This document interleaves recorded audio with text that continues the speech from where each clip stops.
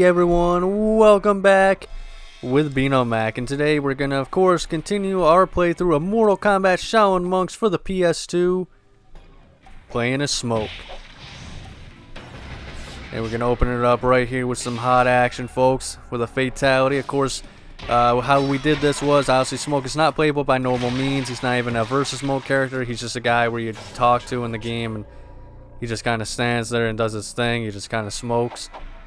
But, you know, obviously the model still exists. And in this game, the way that they set up all the characters and stuff like that is where you can just kind of like, any character can pretty much do any kind of character's moves. There's actually a pterodactyl model. I have not tried this out, but I gotta see if that's actually playable. If I can, if I can do like a level or something playing as like the pterodactyls that you see fly over the place.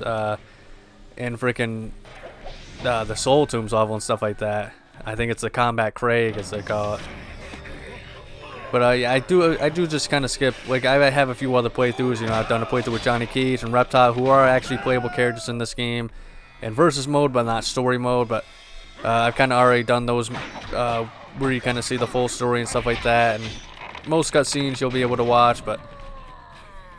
You know, like the special ones where like they have like the actual good graphics for the cutscenes and stuff like that. I'm just kind of skipping all those ones. You know, there's not really any point in doing those and showing you guys that, especially since, you know, the characters that you're gonna see in those scenes aren't even really shown. But if you're curious, last episode we started the game. You know, the Mortal Kombat 1 tournament was finishing up. Shang Tsung, you know, since he was an old man, he had some embarrassing old man smell and diarrhea, and he opened a portal to escape the outworld to get something to, you know, fix that.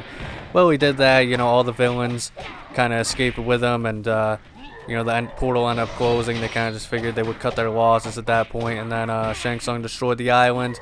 We obviously escaped the island, and you know, at the beginning of this, the Tarkatan warriors have escaped, or I mean have attacked us and stuff like that. Man, I'm not very good at explaining things. My thoughts are all over the place. But yeah, so the Tarkatan warriors, the outworld, are now invading you know, Earthrealm, despite the fact that that's not what's supposed to be happening. The rules of Mortal Kombat is if you win the tournament, then, you know, Earthrealm is spared for, you know, another I forget how many years exactly it is. I want to say 100 years until the next tournament, but I could be wrong there. And I'm trying to use this freaking Scorpion's like spear special attacks, but there's like weird physics. I think that it's just not going to work for me playing as Smoke. But that's just kind of the risk you have to take. But obviously we just gotta defend the academy from the Tarkatans is all you need to know for story as far as this goes here, folks. But yeah, there's just a hack all down in the description below if you're curious to try this stuff with any characters you want down below. There's even like a few videos that show you how to do this, and I have GameShark hacks and PCSX2 codes if you want to check those out and stuff like that, and to do this on your own PS2 with a GameShark or whatever, you know, it's all cool. So I'm not stingy or trying to hide or anything like that, or lazy as to tell you how to do it and stuff like that. So it is a lot of fun, you know, it adds a lot of replayability, and it's so awesome that I can just switch whatever model I want in and out. I could literally just play as the Tarkatan warrior guy I'm fighting as right now, and he has his own moves and stuff like that assigned to him and stuff like that, and I can switch between, you know, whatever player 2 movesets I set as well. So theoretically, I could even just, with the Smoke model, be playing as that Tarkatan warrior. So a lot of really cool stuff that, you know, the hackers in this community have come up with and stuff like that, and it's just so awesome we have the ability to do that, you know, with how the game is designed in general. So pretty awesome stuff here.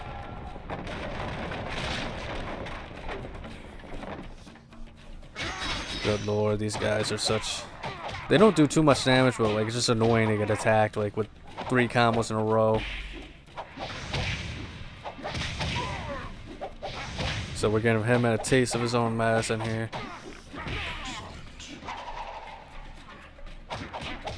Alright, so we're pretty much, I think we cleared the area, but you know, I'll still fight these guys because, you know, that's the fun of the game for me, is kicking ass and taking models or something like that. I don't know.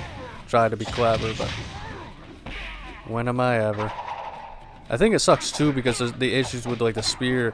I can hit him with the spear with the regular attack, but I don't think I'm able to actually, you know, drag anybody in with the spear. So, like I said, there's a lot of, we're going to see a lot of glitches here. I'm not even 100% sure I can even finish this playthrough, but I'm going to damn sure as hell try, and if I can, then that sets a pretty good precedent for pretty much being able to play as whoever the hell I want in this game. And like I said, maybe I'll even do a video at some point where I play as like the freaking pterodactyl. And that's gonna be crazy because like they're just programmed to fly around and stuff like that. I think even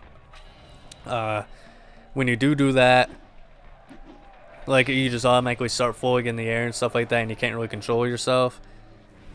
I actually found it completely by accident, you know, the pterodactyl and stuff like that, but like I can only imagine how like crazy and distorted it's gonna look when I like switch the move sets and stuff like that. It's gonna be awesome if I am able to do it. It might just kind of glitch out and break completely because the model obviously was never meant to do that. And I always did feel bad for the monks in this game though.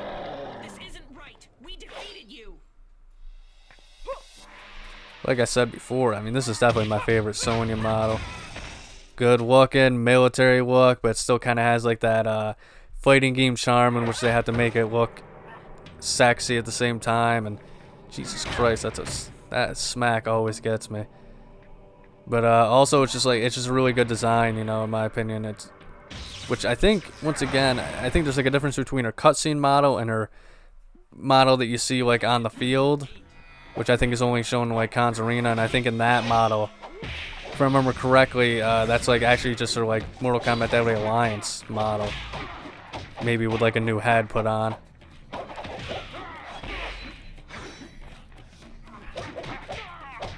And another thing I love about this game too is the 3D era in general. Not all the tracks are iconic or great, but there's a lot of tracks, music-wise, I just love in this game. It's fantastic. You know, and the Wuxi Academy theme, like when you're just kind of walking around. Honestly, man, that's one of the best tracks they've ever come out with. It's just so beautiful and tranquil and stuff like that, and it portrays the area so well, and the atmosphere it adds and all that sort of stuff to this area. It's just so... It's so awesome. I mean, there's a reason why it came back in Mortal Kombat Armageddon as the main menu theme. And even then, like in that game, like just hearing it and stuff like that, and the 3D era kind of threw out all, especially after Deadly Alliance, it threw out all like the main character storylines with like the, you know, the rivalries involved with those characters. You know, like the Kano versus Sonya's, the Johnny Cage being a main character, and you know, all that sort of stuff. It felt like they kind of like threw that away to try and build new characters in Deception and Armageddon with Taven and Shujinko. So to see those like beautiful menu screens and stuff like that, you know, and yeah, I don't know, those are probably the best main menus, screens I've seen in a Mortal Kombat game by far. Just especially at that time, because it didn't feel like we were going to return to that era. It's just, I don't know, brings a tear to my eye, I'll just say that.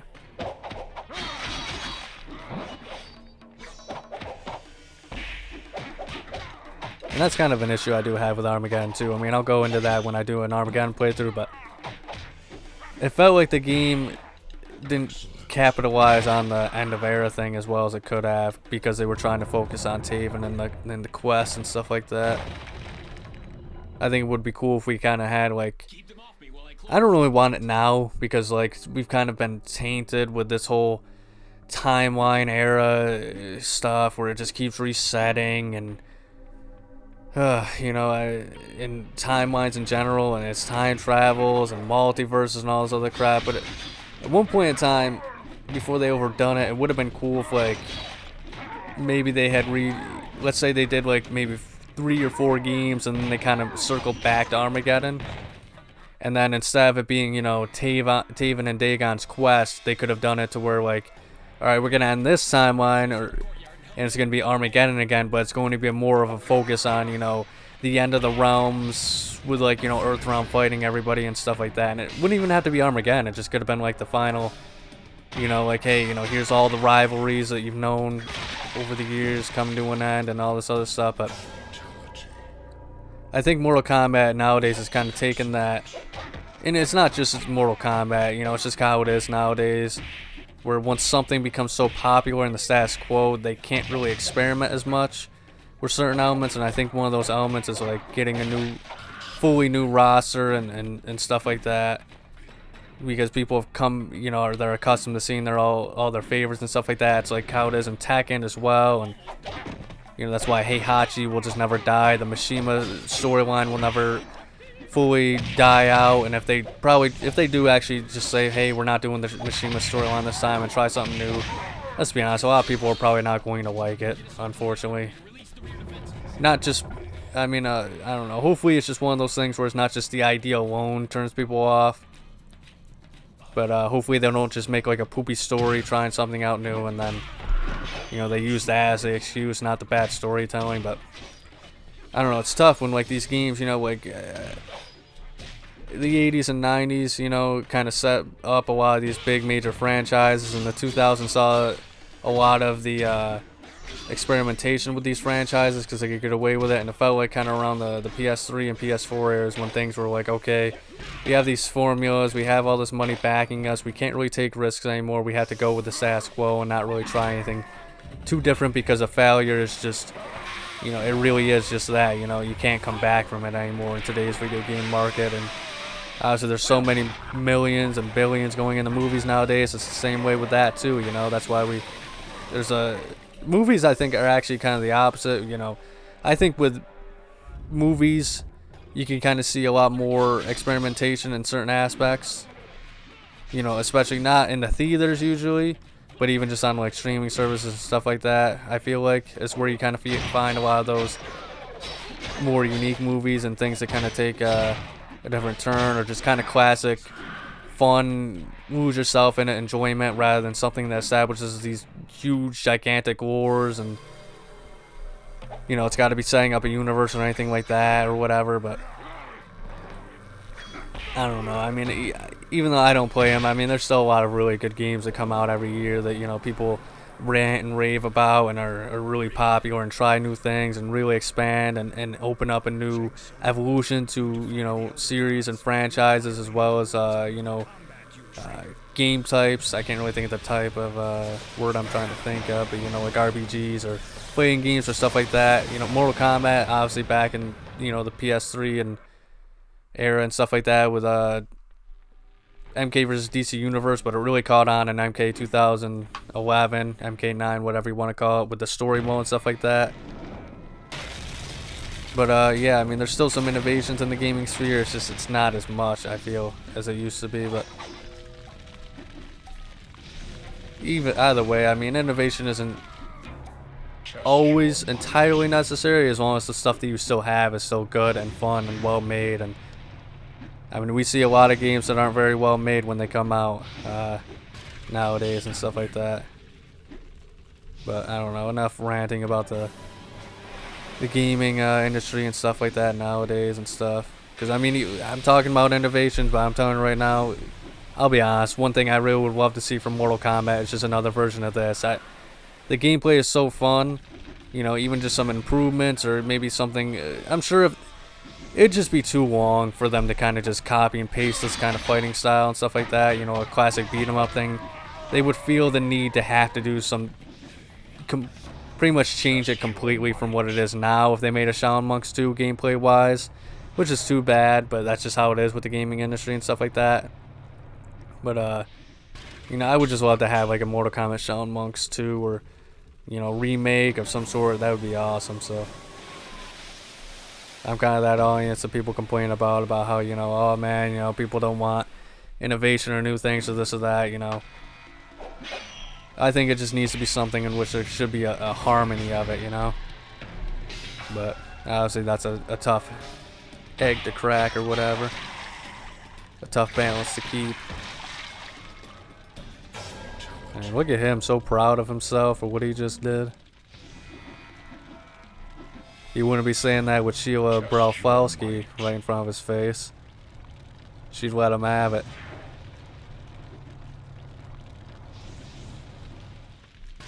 Like I said last episode, man, this is just... what's so awesome about this game is just such a big love letter to the franchise as a whole. all the Easter eggs, incorporating almost every detail that they had back in that day into some form of interesting mini game. Like obviously we have Touch Your Might here. We have all the characters from MK1 and 2. We have a lot of recreated areas in a 3D, space. Seeing it go from 2D to 3D, it's just so awesome, man. Even to this day, it's just amazing to see. It's beautiful. That's all I can really say about it. And then obviously, the original story, which is really great too. Expanding on it, expanding the characters.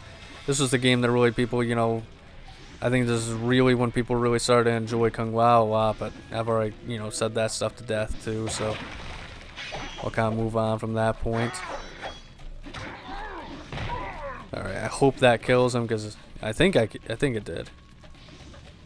Why is it not letting me interact? Is he alive? Okay, there we go. Test your might. Got empowered with the spirit there, folks. Excellent. Yeah, I feel like the vibe around this time, it was new, it was cool they were experimenting, and honestly, it didn't work out for the most part. I don't know, it's kind of hit or miss. I mean, there's good and bad about the 3D era, but like I said earlier, the music is awesome, and okay, what's going on here? Hopefully this cutscene fixes everything.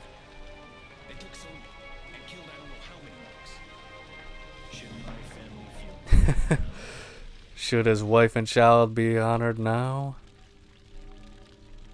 Holy shit, dude. What the hell?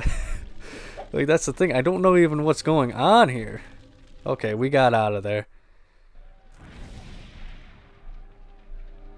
It's so beautiful to see this kind of stuff going on and still being able to make it work. Well, I gotta say, I mean, I love the Wuxi Academy and stuff like that, and it's awesome that we got a new location that wasn't in 2, but I mean, it technically was, but not as like a stage. But this is it's supposed to be a place filled with peaceful monks and everything, but like, what's with all these spikes everywhere, man? Like, what the hell is going on? Like, obviously, like, the catapults were brought in by the Outworld invaders, but like, they were kind of asking for it when like they have these freaking spikes here and everything like that. I mean, come on, man, what were they expecting? They were gonna get used on them at some point, but that's about all for this episode, guys. So thank you so much for watching. If you enjoyed, make sure to like and subscribe. Check out next week's episode on Fighting Friday. But above all else, please remember to have a nice day.